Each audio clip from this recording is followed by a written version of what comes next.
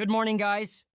Ayan, check natin tong balita ngayon. Naging hatol ng Manila Regional Trial Court Branch 11 sa mga akusado sa hazing case ng UST Law freshman student na si Horacio Asio Castillo. Matatandaan na namatay si Castillo matapos sumailalim sa initiation rights ng Aegis Juris Fraternity. Sa desisyon na inlabas ng Manila RTC, sinabi nito na nakitaan nila ng sapat na batayan na guilty beyond reasonable doubt sa paglabag sa anti-hazing law ang 10 miyembro ng fraternity. Dawit sa kaso sina Arvin Balag, Ralph Trinilla, Oliver John Audrey Onofre, Min Wei Chan, Daniel Hans Matthew Rodrigo, Joshua Joriel Macabali, Alex Munro Hipe, Marcelino Bagtang, Jose Miguel Salamat at Robin Ramos.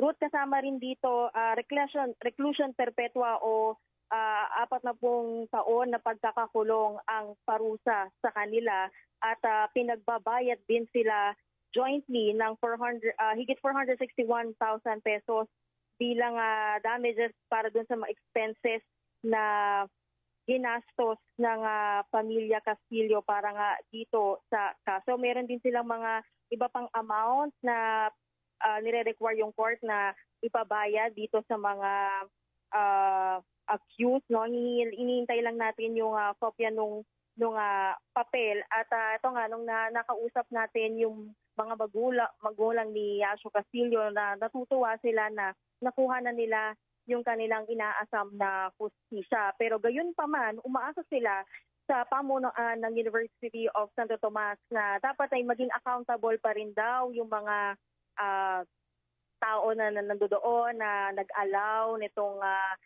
fraternity na mag-conduct nga ng ganitong initiation rites.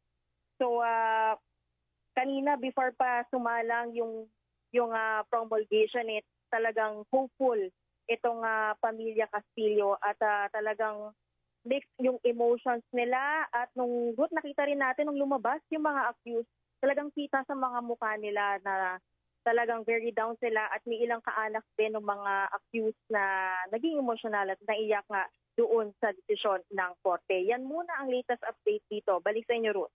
Maraming salamat, Camille Samonte.